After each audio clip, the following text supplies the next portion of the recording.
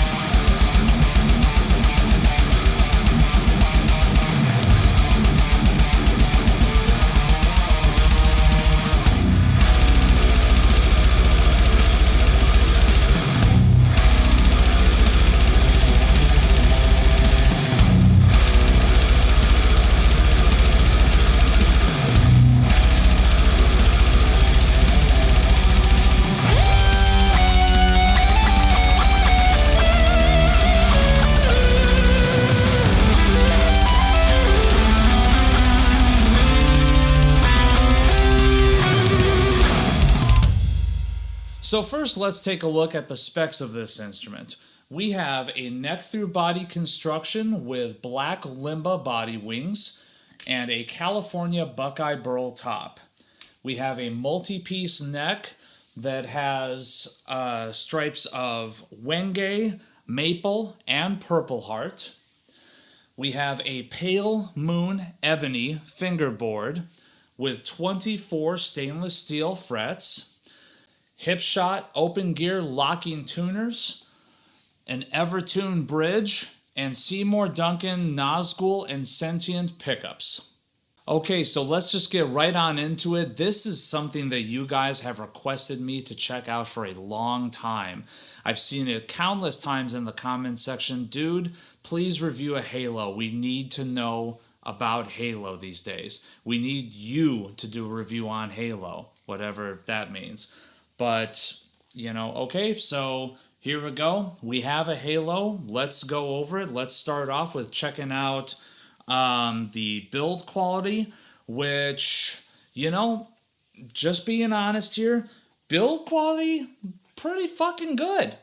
Honestly, like, going over this thing, the finish work is pretty damn good. We've got a glossy top on this. The rest of the guitar is a satin finish that feels really, really smooth. No burrs or anything kind of poking out at you.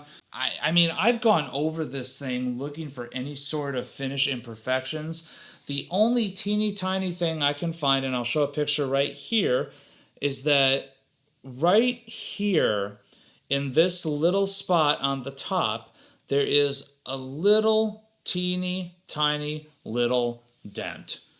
It's not even a 1/4 of an inch big.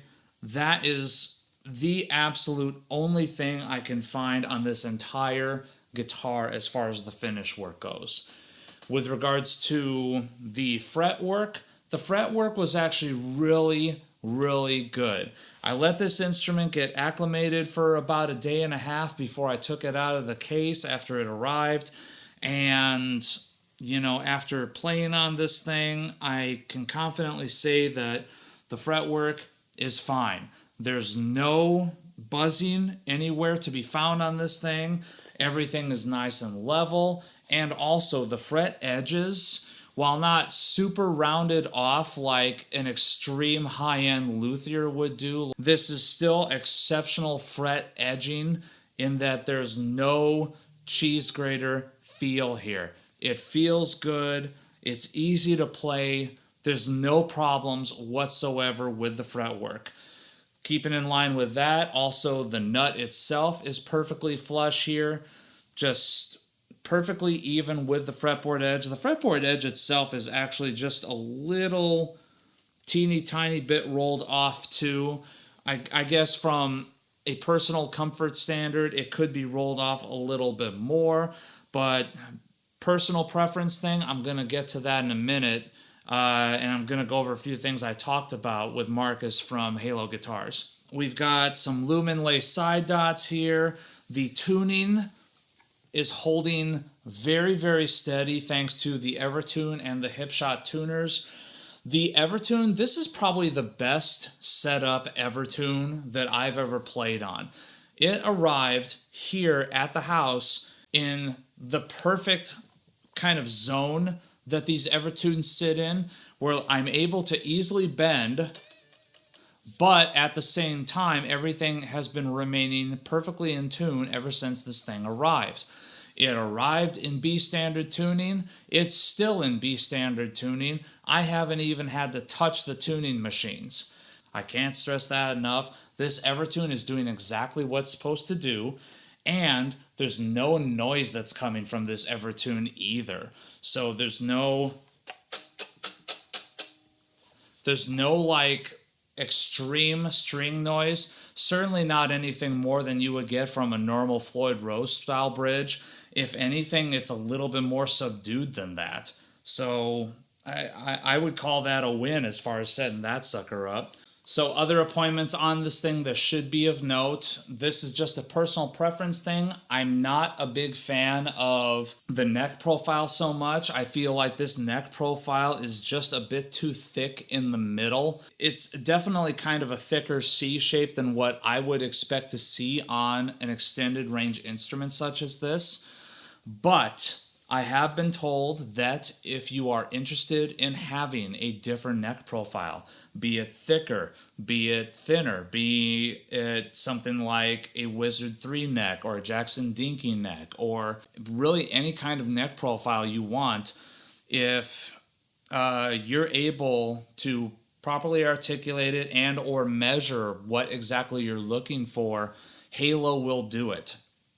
Marcus was talking to me and he said that basically about 99.8% of all requests that they get, they can do. So the only thing that they can't do is 100% exact replications of something. So like, to quote him, if you want Brian May's Red Special, they can build it for you, but there's going to be like one little unique flare here or there, like maybe a slight change in the headstock shape or something like that, just to make it so that it's not a direct copy. But there's virtually no limitation to what they can do. Everyone knows about the online builder tool, the configurator as it's called, that at this point has honestly kind of become a little bit of a meme. Why does anyone go on there? Because they want to create shit like this. You know, yeah, sometimes you want to actually use it for the sake of seeing how your own custom build would look in real time, and it is very, very cool for that. Halo was certainly the first company that actually had one of these configurators online for you to use and play around with, but it is what it is. It's a bit of a meme property at this point. You use it to make the absolute most insane stuff. When using it for the serious intended purpose, you'll start to notice that like anything with a certain number of options available, there's not an unlimited number of options. I was told that the reason for that is because of either web dev capabilities, just the load times, because if you add more features and more options to that configurator, sometimes it causes it to crash, and a lot more work needs to go into making it so that it doesn't. Also, a lot of times you'll see like certain brands of parts that are available on the configurator, and the reason why is because Halo are actual direct dealers for those parts. So like the reason why you can easily find bare knuckles is because, well, that's what they carry. But if you want something else, like if you wanted to send them a set of lollers to put in an instrument, or some weird boutique-y brand like Triad Custom Guitars or Elysian or something like that, that's fine. They can work with you. They can make it happen so that you get the exact guitar that you want. All this talk that I've had with Marcus kind of leads me into the next thing. So, because I asked him, you know, obviously everyone knows that there is a bit of a negative reputation from the past. And he says, dude, everyone here is 100% aware of that. Everyone is aware of the shit reviews that we used to get for the shit product that we used to put out. And everyone that is currently involved in Halo, and I'm quoting here, everyone that is currently involved in Halo is 100% on board with turning the company's reputation around in terms of build quality and in terms of customer service and customer reputation. Like, for instance, one of the things that Marcus is saying is that there is a policy now at Halo where if you receive an instrument where something on your instrument is not how it is described on the spec sheet, you are 100% entitled to a free rebuild. And I think that's pretty cool. I think that is definitely a step in the right direction to standing behind your build quality and standing behind your company and trying to turn it around. Also, concerning the company's history, he does mention to me that it is a vastly different company than it was several years ago. Basically, anyone who was not on board with the idea of turning the company around and trying to rebuild their reputation is no longer involved. They are still building the instruments as far as basic instrument shaping and assembly at their factory that they own in China. But then the instruments are then shipped back to their facility in Cupertino, where a team of about 10 people, they actually go through and conduct the final assembly and the final quality control that includes having two separate techs look over the instrument to make sure that there's no defects, issues to speak of, and that everything matches up with the spec sheet. Because they don't want to put anything out that's a subpar quality product. And they also don't want any of these instruments coming back because they missed something. Also, to quote, there is currently a 9 to 10 month lead time, and that is as a result of there being no prefabrication. So there's no prefab in the bodies or the necks or anything like that. Everything is made to order. There's no CAD work. There's no CNC. Everything is made by hand, and I'll be honest, admittedly, you can kind of see that a little bit. One other thing that I will definitely call out that I noticed is that some of the routing work here, and here's a photo, is a little bit rough on the pickup cavities, but everything else that I am looking at here seems to be pretty solid and pretty smooth. So getting into how this thing sounds, this is a massive hunk of lumber. That also deserves to be mentioned too. This thing does have some heft to it. It's a very heavy guitar. It's a fucking boat anchor is what it is. But there again, going back to what Marcus was saying earlier, if you wanted something with some sort of weight relief or chambering, it can be done. But this thing is a massive hunk of lumber. It does have two of my favorite, most underappreciated of the Duncan humbuckers in there, the Nazgul and the Sentient. I've heard a lot of people don't really care for these things. They say the mid-range is too honking. Not necessarily the Sentient, but definitely the Nazgul. But I love it. I think this thing is made for molten metal, and you can definitely tell when you actually plug this thing into a high-gain amp and start doing like some of the more extreme stuff.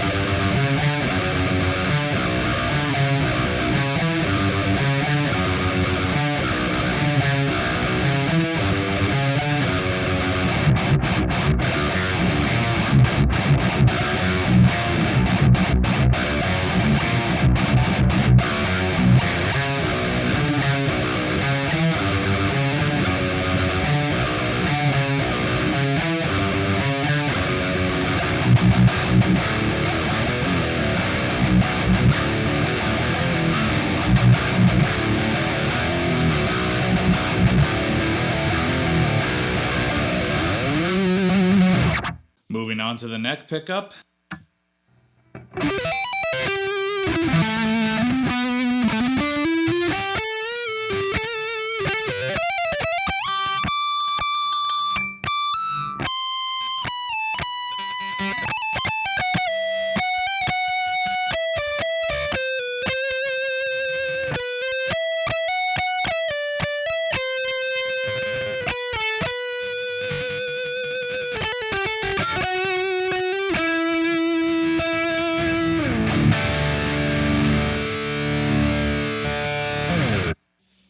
So, I mean, it is what it is, dude. This thing is made for molten fucking metal, and it sounds like it's made for molten fucking metal. So my final thought with regards to this instrument, this is a company that has a very well-earned negative reputation from their past. But it sounds to me, and it feels to me, like they are very well aware of it, and they are trying to do something about it. They're not looking to just keep putting out crap that is honestly a budget instrument that they're selling for way more than what it's worth. They're looking to turn around their customer service reputation. They're looking to turn around their build quality. You know, I can only hope that this is the start of many great things to come from them. Time will tell. But myself, personally, I actually really, really enjoyed this instrument. A couple flaws, but would I call this instrument a very, very fun instrument to play on? Yeah, it definitely sounds really good, and it's one of those things where even though I didn't like the neck profile, at some point it got to where I couldn't put this thing down. Take that for what it's worth. I definitely am looking forward to seeing more of what this company is capable of in the future. I think we're looking at a company that's in transition in a very positive way. So Arnold, what are you drinking today? I am very glad you asked. Today, all the way from Rio de Janeiro, I am having from Hocus Pocus their Cambo, which is an Imperial Milk Stout, 9.5% alcohol by volume. It looks like it is a milk stout that is also brewed with cocoa, coffee, dark walnuts, it looks like, and vanilla. So definitely an interesting flavor profile from the description. Pours pitch black. There's just a little bit of a tannish brown head there. Ooh, very rich in terms of the aroma. Very nutty, actually.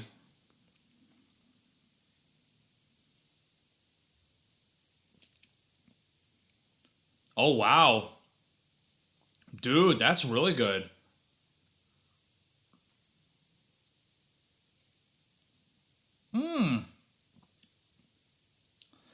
Definitely a lot of nutty notes, but man, oh.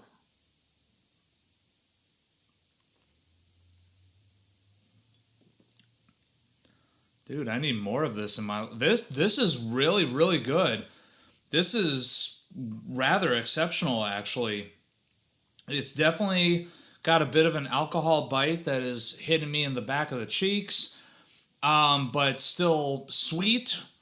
With the milk factored in, it's actually really, really smooth and easily drinkable, but just with a very complex flavor to it. Definitely very nutty. I can definitely taste like vanilla cream in there. The sweetness of the malts is definitely coming through as well.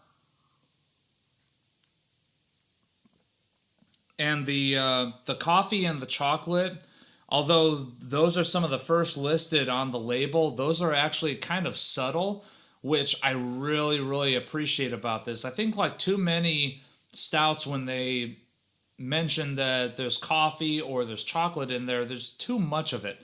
And in this case, it's all very, very well balanced. Man, wow.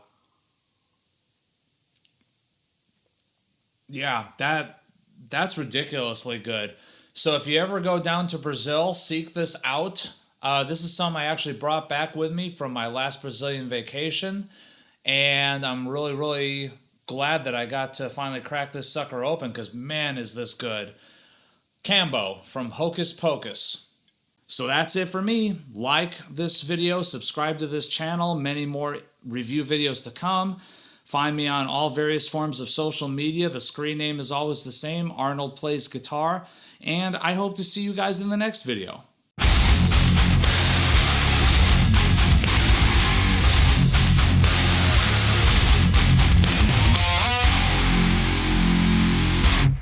Hipshot Open Gear locking tunies.